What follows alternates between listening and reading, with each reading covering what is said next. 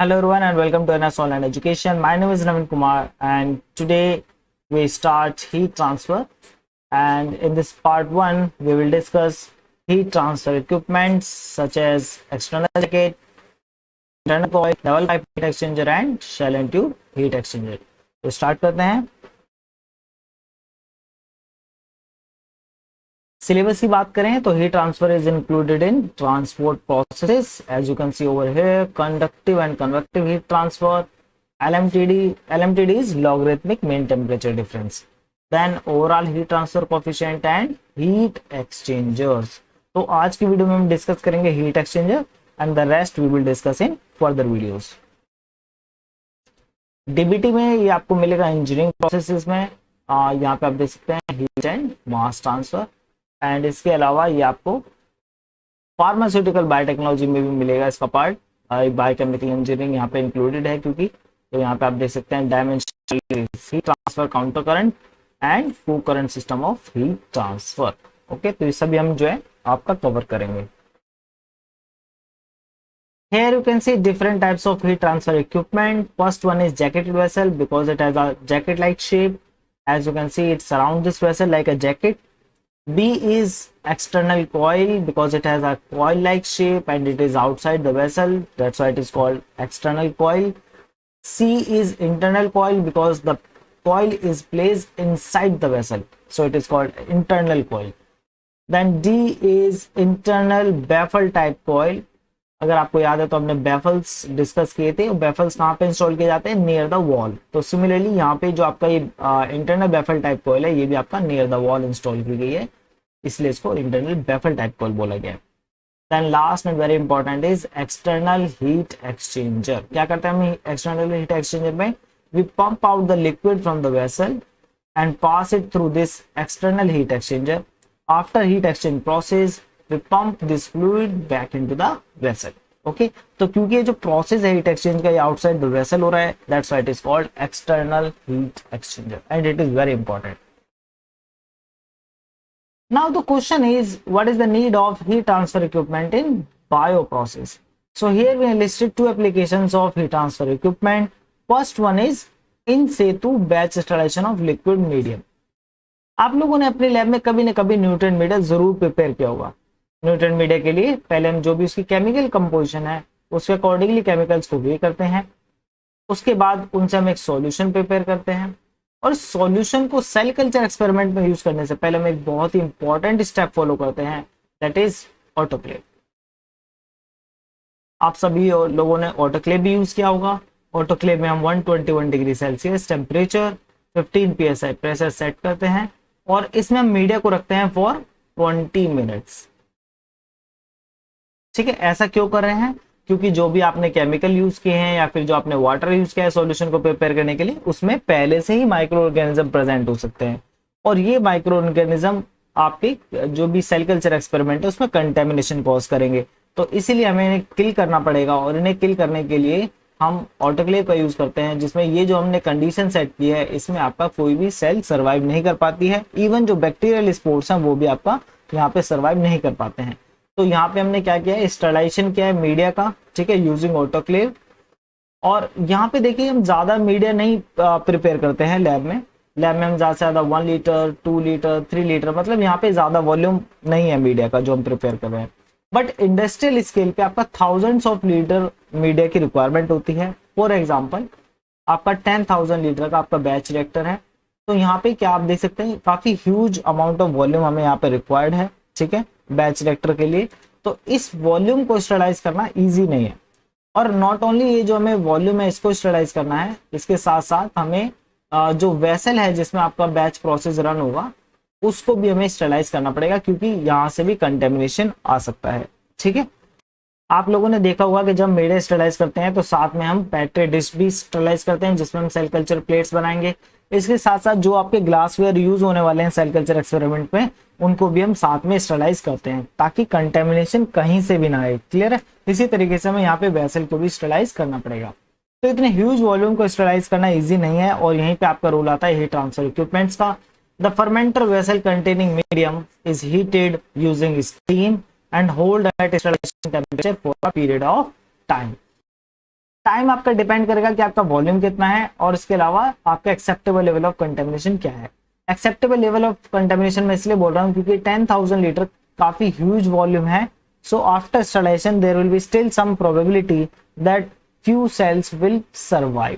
ठीक है, तो ये जो सेल सर्वाइव कर जाएंगे इंस्टॉलेशन प्रोसेस को, ये भी आपके कंटेमिनेशन कॉज करेंगे। तो यहाँ पे हम एक डिग्री ऑफ लेवल तक की स्टरलाइजेशन अचीव कर सकते हैं इतने ह्यूज वॉल्यूम के साथ, और उसके अकॉर्डिंगली हम क्या करते हैं, एक्सपायरी डेट मेंशन करते हैं। ठीक है, आपने देखा होगा जितने भी आपके फूड प्रोडक्ट्स आते हैं उन सब पर एक एक्सपायरी डेट है। तो एक्सपायरी डेट दो वजह से हो सकती है, एक तो आपका केमिकल कंपोजिशन चेंज हो सकता है इस वजह से, और दूसरा कि जो आपका वहां पे माइक्रो ऑर्गेनिज्म सर्वाइव कर गए थे स्टरलाइजेशन प्रोसेस को, उनका काउंट इतना ज्यादा इंक्रीज हो जाएगा उस एक्सपायरी डेट तक कि वो आपको आपकी हेल्थ को अफेक्ट कर सकते हैं। ठीक है, और ये जो एक्सपायरेशन डेट है ये प्रोडक्ट टू प्रोडक्ट वेरी करती है। फॉर एग्जांपल जो आपका मिल्क है उसकी जो एक्सपायरेशन डेट है वो 2-3 डेज होती है। ठीक है, now after sterilisation using steam, cooling water is used to bring the temperature back to normal operating condition.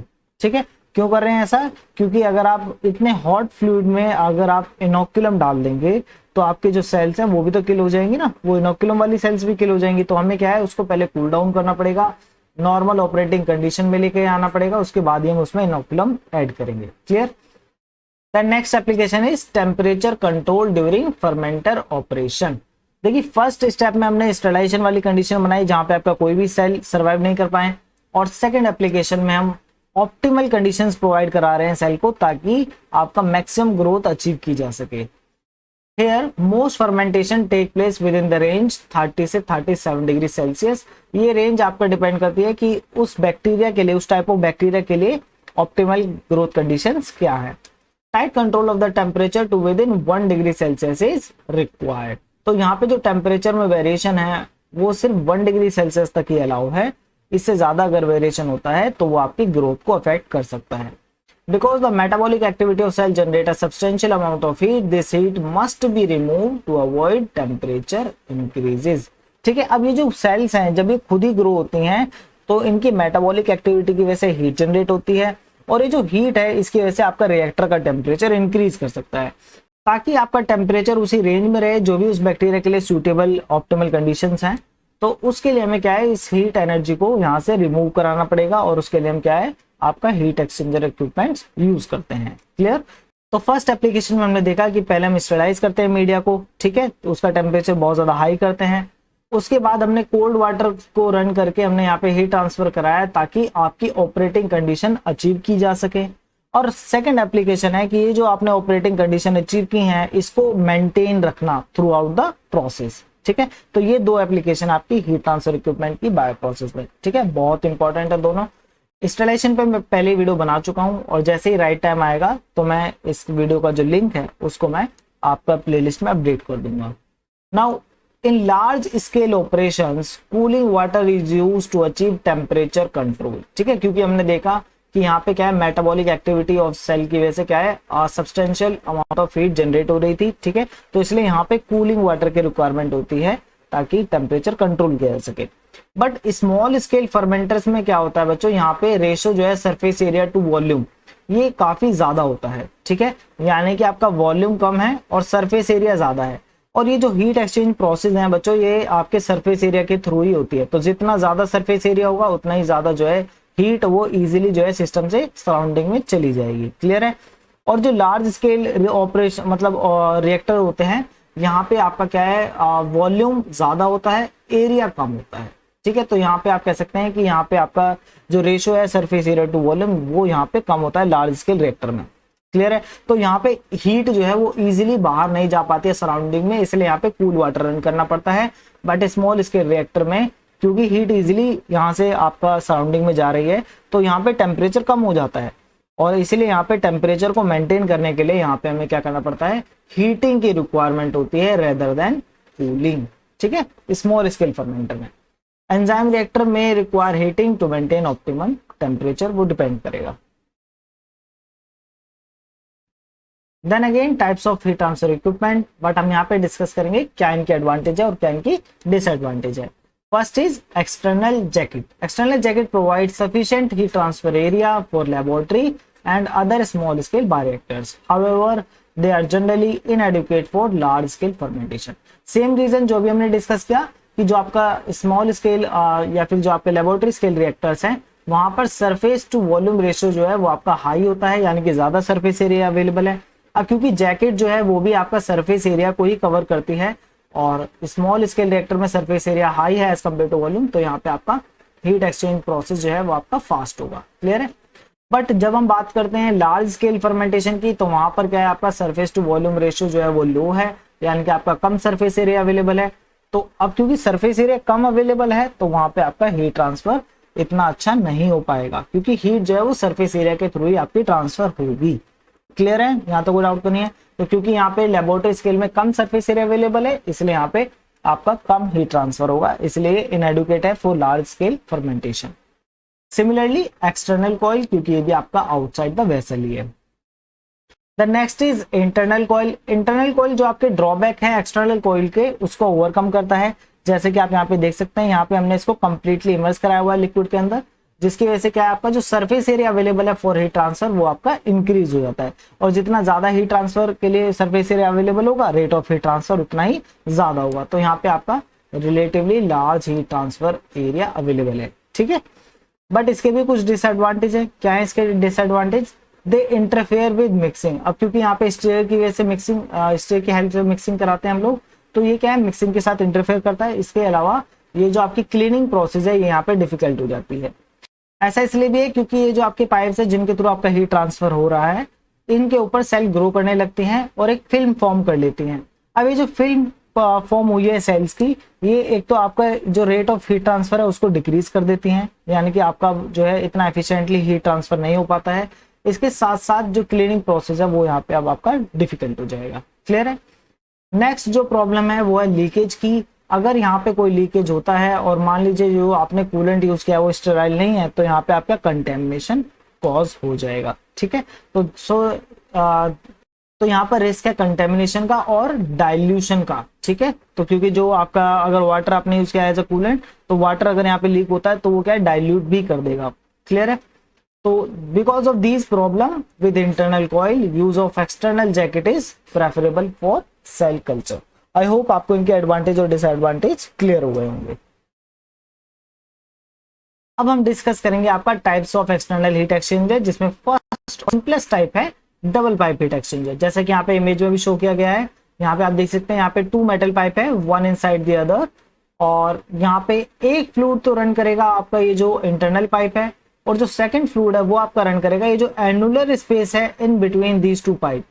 ठीक है, यानी कि जो आपके इन पाइप के बीच में जो स्पेस है उसमें आपका सेकंड फ्लूइड रन करेगा, जैसे यहाँ पे मेंशन है, the other fluids flow in the annular space between the pipe walls. ठीक है, तो हीट ट्रांसफर कैसे होगा? हीट ट्रांसफर होगा आपका across the internal pipe surface area. ठीक है, तो जो सरफेस एरिया इंटरनल पाइप का, उसके अक्रॉस हीट ट्रांसफर आपका होगा। क्लियर है। तो फॉर एग्जांपल जैसे कि आपने यहाँ पे हॉट फ्लूइड रन कराया है जो आपका इंटरनल पाइप है, और कोल्ड फ्लूइड आपने रन कराया है जो आपका एनुलर स्पेस है। क्लियर। तो इससे क्या है, हीट ट्रांसफर होगा across the wall of this internal pipe. ठीक है, तो हीट ट्रांसफर होगी कोल्ड फ्लूइड में।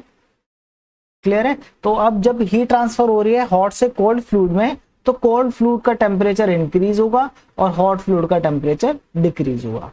क्लियर है। अब यहाँ पे एक और जो इंपॉर्टेंट चीज है वो है इनका ऑपरेशन। तो ये 2 तरीके से ऑपरेट कर सकते हैं। First is counter current flow और सेकंड है को करंट फ्लो।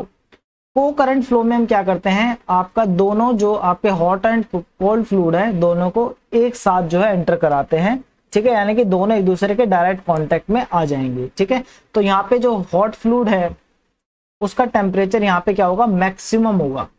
ठीक है, इसी तरीके से जो कोल्ड फ्लूइड है उसका यहाँ पे जो टेम्परेचर है वो मिनिमम होगा। क्लियर है।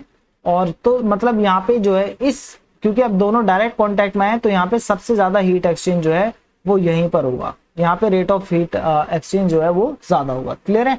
और जैसे जैसे आगे मूव करेंगे वैसे वैसे इनका टेम्परेचर जो है वो एक दूसरे के क्लोज आने लगेगा, और जब ये यहाँ से एग्जिट करेंगे तो इनका टेम्परेचर क्लोज होगा। क्लियर।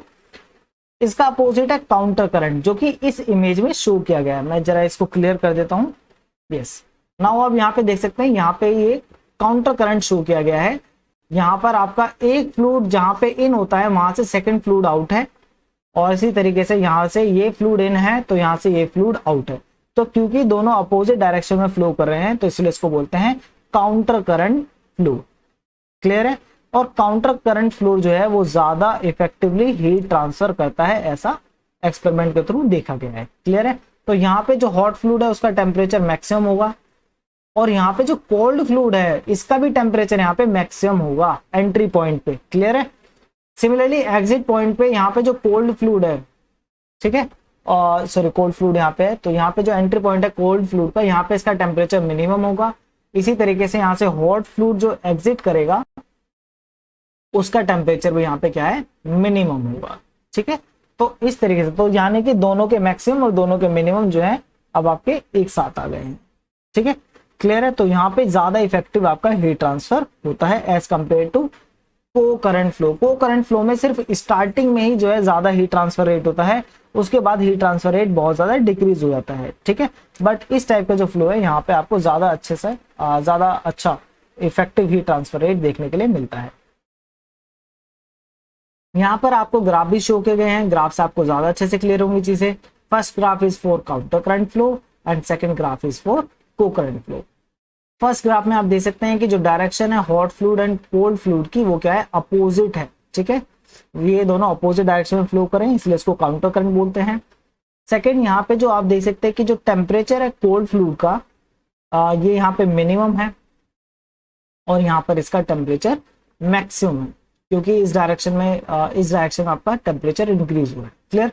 तो दैट मीन्स ये आपका एंट्री पॉइंट होगा, क्योंकि यहाँ पे टेम्परेचर मिनिमम है, मिनिमम मतलब हीट ट्रांसफर नहीं हुआ है, और यहाँ पर आपका हीट ट्रांसफर हो चुका है इसलिए कोल्ड फ्लूइड का टेम्परेचर इंक्रीज कर गया है, तो ये आपका एग्जिट पॉइंट है। क्लियर? इसी तरीके से आप देख सकते हैं हॉट फ्लूइड है, हॉट फ्लूइड का टेम्परेचर यहाँ पे मैक्सिमम है, तो मैक्सिमम है तो दैट मीन्स यहाँ पे ये एंट्री है, और यहाँ पे इसका टेम्परेचर डिक्रीज हो गया है और मिनिमम हो गया है, तो ये आप इसको बोल सकते हैं एग्जिट। ठीक है? क्योंकि यहाँ पे हीट ट्रांसफर हो जाएगा तो इसका टेम्परेचर डिक्रीज हो जाएगा। तो in between these two fluids क्या हो रहा है, आपका हीट ट्रांसफर हो रहा है यहाँ से, तो हॉट फ्लूइड से जो एनर्जी है, हीट एनर्जी, वो आपकी ट्रांसफर की जा रही है कोल्ड फ्लूइड को, जिसकी वजह से कोल्ड फ्लूइड का टेम्परेचर इस डायरेक्शन में इंक्रीज हो रहा है और हॉट फ्लूइड का टेम्परेचर इस डायरेक्शन में डिक्रीज हो रहा है। क्लियर? तो ये है आपका counter current. Then next is co current flow.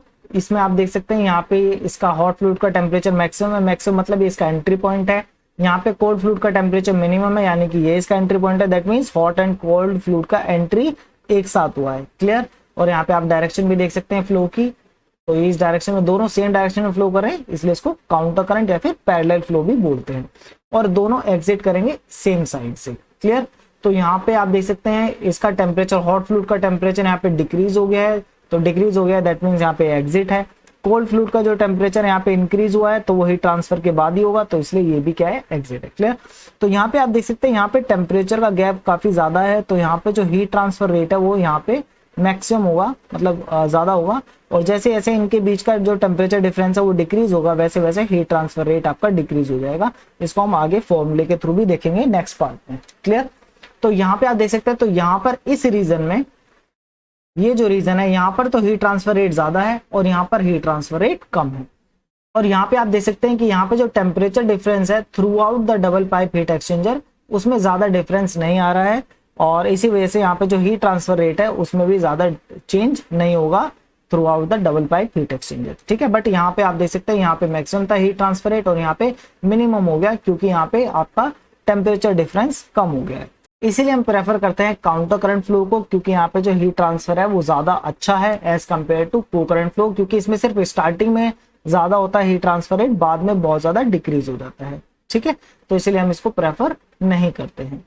Clear हो गया? आप यहाँ पे देख सकते हैं यहाँ पे एंट्री कॉमन होती है और एग्जिट कॉमन होती है, और काउंटर करंट फ्लो में दोनों का जो टेम्परेचर का मिनिमम है वो कॉमन होता है। यहाँ पे आप देख सकते हैं यहाँ पे हॉट फ्लूइड का भी मिनिमम टेम्परेचर है, कोल्ड फ्लूइड का भी मिनिमम टेम्परेचर है, और इस साइड इन दोनों का जो मैक्सिमम टेम्परेचर है वो कॉमन है। ठीक है? यहाँ पे हॉट फ्लूइड का भी टेम्परेचर मैक्सिमम है और कोल्ड फ्लूइड का भी टेम्परेचर मैक्सिमम है। क्लियर हो गया? तो ये सभी पॉइंट यहाँ पे मेंशन किए गए हैं। Cold fluid at its lowest temperature is placed in thermal contact with hot fluid also at its lowest temperature. ये यहाँ पे मैंने आपको शो कर दिया है। फिर आपका जो काउंटर को करंट है, इसमें आप देख सकते हैं यहाँ पे both fluid enter their respective tube at the same end of the exchanger and flow in the same direction to the other. ठीक है। अच्छा, यहाँ पे एक पॉइंट ये भी इंपॉर्टेंट है, it is not possible using co current flow to bring the exit temperature of one fluid close to the entrance temperature of other.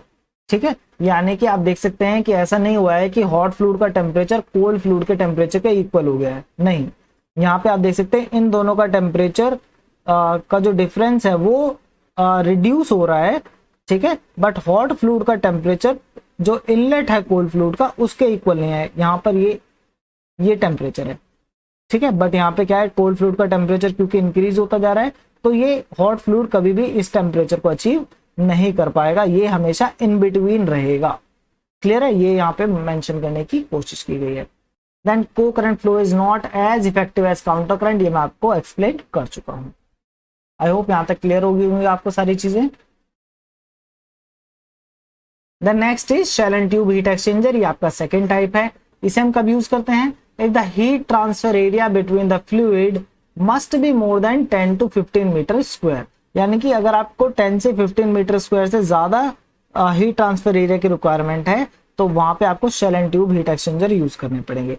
वहां पे double pipe heat exchanger use नहीं कर पाएंगे, क्योंकि अभी हमने देखा है कि जैसे जैसे आपका लेंथ इंक्रीज होती है डबल पाइप हीट एक्सचेंजर की, वैसे वैसे आपका ये जो टेम्परेचर डिफरेंस है वो डिक्रीज होता है, और जैसे जैसे टेम्परेचर डिफरेंस डिक्रीज होगा वैसे वैसे आपका जो रेट ऑफ हीट ट्रांसफर है वो भी आपका डिक्रीज हो जाएगा। ठीक है, तो यानी कि आप एक लेंथ के बाद ज्यादा अच्छा हीट ट्रांसफर वहां पे डबल पाइप हीट एक्सचेंजर में नहीं हो पाता है। ठीक है, तो कॉस्ट ही इंक्रीज होगी, हीट ट्रांसफर इतना अच्छा नहीं हो पाएगा, तो इसीलिए हम यहाँ पे यूज करते हैं। इसका अल्टरनेटिव है shell and tube heat exchanger.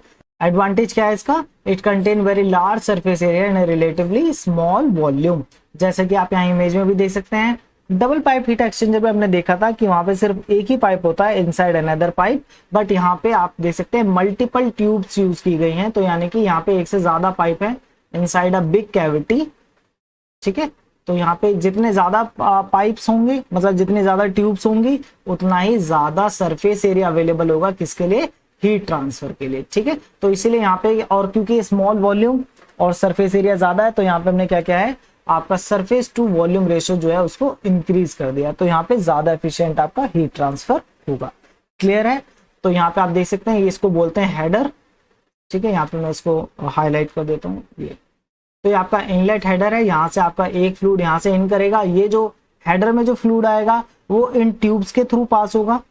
Clear, और ये फिर आपका ये इस साइड आ जाएगा, ये आउटलेट हेडर है और यहाँ से एग्जिट कर जाएगा। इसका अपोजिट है, यहाँ पे ये शेल फ्लूइड है, तो जो आपका ये शेल कैविटी है, इस कैविटी से भी तो फ्लूइड पास करेगा, आई मीन ट्यूब के आउटसाइड। ठीक है, और तो इस कैविटी से आपका सेकंड फ्लूइड जो है वो फ्लो करेगा। ठीक है, और आप देख सकते हैं ये शेल फ्लूइड इन यहाँ से हो रहा है, और इस तरीके से इस डायरेक्शन में फ्लूइड आपका यहाँ पे एंट्री करेगा, फिर यहाँ से इस तरीके से ये यहाँ से राउंड, फिर यहाँ से इस तरीके से। ठीक है, इस तरीके से। तो यहाँ पे हम क्या है, बेफल्स यूज करते हैं। ठीक है, तो बेफल्स क्या है, आपका लेमिनार फ्लो बनने से रोकते हैं, ये इनका वर्क है, तो यहाँ पर भी इनका सेम ही है, तो ये आपके बेफल्स यूज किए गए हैं। तो ये क्या है, इस फ्लूइड की डायरेक्शन को चेंज करते रहते हैं। ठीक है, ताकि जो है आपका टर्बुलेंट फ्लो बना रहे, और टर्बुलेंट फ्लो में हीट ट्रांसफर ज्यादा अच्छा होता है। क्लियर, तो ये इनका यहाँ पे यूज है। आई होप आपको ये डायग्राम क्लियर हो गया होगा। यहाँ पर आपका एक फ्लूइड ट्यूब से पास हो रहा है, दूसरा फ्लूइड शेल कैविटी से पास हो रहा है, और इसीलिए यहाँ पे क्या है, क्योंकि ज्यादा ट्यूब्स यूज की गई हैं तो यहाँ पे हीट ट्रांसफर एरिया ज्यादा है। क्लियर, तो यहाँ पे आपको बताया गया था heat transfer system is divided into two section, एक ट्यूब बंडल है और एक शेल कैविटी है। ठीक है, the header is divided from the rest of the apparatus by a tube sheet. ये सारे एक बार आप इन सभी पॉइंट्स को पढ़ लीजिएगा। यहाँ पर जो फ्लो है वो मोस्टली क्या है, काउंटर करंट रहता है। ठीक है, को करंट नहीं रहता। काउंटर करंट इसलिए बनाए रखते हैं ताकि आपका जो हीट ट्रांसफर है वो ज्यादा अच्छा हो सके, क्योंकि हम पीछे डिस्कस कर चुके हैं इसको। ठीक है, तो heat is exchange across the tube walls from the hot fluid to cold fluid. Then यहाँ पे जो बेफल का यूज है उसको एक्सप्लेन किया गया है। तो यहाँ पे क्या है, बेफल डाइवर्ट करता है जो शेल फ्लूइड है। यहाँ पे आप देख सकते हैं पहले यहाँ से एंट्री हुई, फिर यहाँ पे इसका डायरेक्शन फिर चेंज हुआ, फिर से डायरेक्शन चेंज हुआ, तो क्या है आपका डाइवर्ट करता रहता है शेल फ्लूइड को। और सेकंड क्या करता है, decrease the cross sectional area for flow. Cross sectional area for flow, ये आप देख सकते हैं, ये है cross sectional area of flow. अगर यहाँ पे बेफल इंस्टॉल नहीं होते तो क्रॉस सेक्शनल एरिया आपका ये हो जाता, तो ये फ्लूइड इस तरीके से एंटर करता और यहाँ पे इस तरीके से एग्जिट कर जाता, तो यहाँ पे ज्यादा एरिया होता क्रॉस सेक्शनल फ्लो का, ठीक है। तो इसको रिड्यूस कर दिया है इसने इस स्मॉल पार्ट में, ताकि ज्यादा अच्छा हीट ट्रांसफर हो सके। क्लियर। तो both these effect promote turbulence in the shell fluid which improve the rate of heat transfer. तो मैंने आपको बताया था टर्बुलेंट फ्लो में हीट ट्रांसफर ज्यादा अच्छा होता है क्योंकि वहां मिक्सिंग होती है। क्लियर। और इसका एक और यूज ये भी है कि आपका ट्यूब बंडल को भी सपोर्ट करता है, prevent the tube from sagging. तो ये जो ट्यूब्स हैं ताकि अपनी पोजीशन पे बने रहें, उसमें भी हेल्प करता है। देन जैसा हमने डबल पाइप हीट एक्सचेंजर में देखा था कि एक लेंथ के बाद वहां पे हीट ट्रांसफर इतना इफेक्टिवली नहीं हो पाता है, इसी तरीके से यहाँ पर जो single pass shell and tube heat exchanger है, इसकी भी एक लिमिट है। If greater heat transfer capacity is required, multiple pass heat exchanger are employed. ठीक है, जैसा यहाँ पे इस डायग्राम में आपको double pass shell and tube heat exchanger यहाँ पे शो किया गया है। यहाँ पे क्या करते हैं, हेडर को डिवाइड कर देते हैं। ठीक है, शेल कैविटी ऐसी रहेगी, उसमें कोई चेंज नहीं आएगा, उसका फ्लो भी वैसे ही रहेगा। बस हम ये जो आपका ये जो हेडर के थ्रू, जो ट्यूब्स के थ्रू जो फ्लूइड फ्लो कर रहा है, इसको हम 2 टाइम्स जो है फ्लो कराते हैं। ठीक है, तो आप देख सकते हैं यहाँ से फ्लूइड इन हुआ है और एक बार ये ट्यूब्स में इस डायरेक्शन में पास होगा। मैं कलर चेंज कर देता हूँ इसका, क्लियरली विजिबल हो सके। तो ये आपका यहाँ से ट्यूब्स के थ्रू फ्लूइड पास हो रहा है और उसके बाद ये इस यहाँ पे अगेन ये आपकी सेकंड हेडर कैविटी है और यहाँ पर आकर के फिर इसको दोबारा से इसमें पास करा जाएगा ट्यूब से, और ये फिर से आपका यहाँ पर आ जाएगा इस साइड और फिर यहाँ से इसकी एग्जिट हो जाएगी। ठीक है, तो ये जो इनलेट हेडर था इसको यहाँ पे डिवाइड कर दिया गया है सेक्शंस में, ताकि और अगर आप इससे ज्यादा पास बनाना चाहते हैं तो फिर आप यहाँ पे भी डिवीजन करेंगे। ठीक है, तो जितने ज्यादा आप डिवीजन करेंगे इस हेडर स्पेस का, उतने ज्यादा बार आप इसको पास करा सकते हैं multiple times through this shell and tube heat exchanger. Clear है, तो यहाँ पे यही चीजें मेंशन की गई हैं, आप इन पॉइंट्स को एक बार पढ़ लीजिएगा, आपको क्लियर हो जाएंगे। देन यहाँ पे आपको ग्राफ शो किया गया है for double pass shell and tube heat exchanger, और यहाँ पे एक इंपॉर्टेंट पॉइंट ये है कि 1 ट्यूब पास के लिए आपका फ्लो काउंटर करंट रहता है और सेकंड पास के लिए आपका को करंट हो जाता है। ठीक है, जैसे कि यहाँ पे आप इस डायग्राम में देख सकते हैं कि यहाँ से जब आपका ट्यूब्स के थ्रू फ्लूइड फ्लो कर रहा है तो एक बार तो इस डायरेक्शन में फ्लो करेगा और एक बार ये इस डायरेक्शन में फ्लो करेगा। ठीक है, नाउ जो आपका शेल में जो फ्लूइड फ्लो कर रहा है, एक बार उसको देखते हैं। तो ये देखिए, ये शेल से फ्लूइड यहाँ से आया तो पहले तो ये आपका परपेंडिकुलर है, लेकिन यहाँ पर आकर के ये कैसा हो जाता है, तो नीचे वाला जो पास है उसके तो ये पैरेलल हो जा रहा है, लेकिन जो ऊपर जो फ्लूइड पास हो रहा है, ये जो फ्लूइड पास हो रहा है, यहाँ पर आप देख सकते हैं इसकी डायरेक्शन कैसी है आपके शेल फ्लूइड की, ये डायरेक्शन इस डायरेक्शन। ठीक है, तो ये आपका इस डायरेक्शन मूव कर रहा है शेल फ्लूइड, तो आप देख सकते हैं तो यहाँ पर ये आपका को करंट है और यहाँ पर ये आपका काउंटर करंट है। क्लियर, तो यहाँ पर आप देख सकते हैं इन्होंने यहाँ पे भी शो किया गया है टेम्परेचर प्रोफाइल, ये आपका कोल्ड फ्लूइड इन। ठीक है, एक बार ये आपका 1 पास, फिर यहाँ पे एक टेम्परेचर अचीव किया, उसके बाद ये सेकंड पास। क्लियर, और उसके बाद ये exit. Clear, but hot fluid जो है शेल कैविटी से पास हो रहा है, इसलिए ये सिर्फ एक बार पास हुआ है और इसका डायरेक्शन सिर्फ यही रहेगा। क्लियर, तो एक बार आप देख सकते हैं यहाँ पे भी एरो से आप देख सकते हैं कि एक बार आपका काउंटर करंट है और एक बार आपका को करंट है। क्लियर, देन इस डायग्राम में भी आपको शो किया गया है, ये आपका कोल्ड फ्लूइड यहाँ से इन हो रहा है, ये आपका फर्स्ट पास, ये आपका सेकंड पास, और ये जो आपका हॉट फ्लूइड है ये आपका इस डायरेक्शन में फ्लो कर रहा है। ठीक है, ऑन एन एवरेज। ठीक है, ये डायरेक्शन है इसकी।